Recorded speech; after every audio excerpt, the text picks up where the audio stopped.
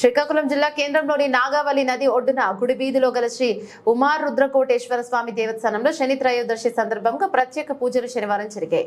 ఆలయ ప్రధాన అర్చకులు అరవెల్లి శ్రీరామ్మూర్తి శర్మ, చంద్రశేఖర్ శర్మల ఆధ్వర్యంలో శనిదేవునికి విశేష పూజలు జరిగాయి. అధిక సంఖ్యలో భక్తులు హాజరై శనిదేవుడిని కటాక్షణం కోసం శనికి నవధాన్యాలు, పువ్వులు, నువ్వులు, నూనె, నల్లని వస్త్రాలు సమర్పించారు. దీపం వెలిగించారు. ఈ సందర్భంగా ప్రధాన అర్చకులు అరవెల్లి శ్రీరామ్మూర్తి శర్మ మాట్లాడుతూ జాతకంలో శని దోషం ఉంటే నేడు ఉపశమనం అవకాశం కలుగుతోందన్నారు. ఇక త్రయోదశి రోజున శనీశ్వరుని అర్చన అభిషేకం చేయించుకోవడం మంచిదని తెలిపారు.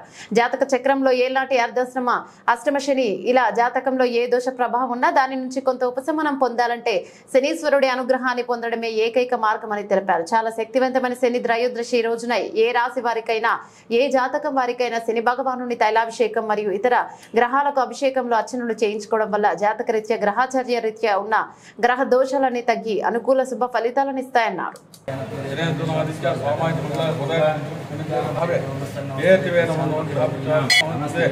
గ్రహరూపే జనాస్త్ర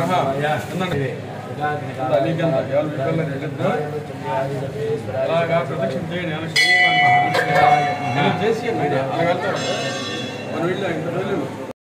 జ్ఞానం ప్రవక్ష్యామి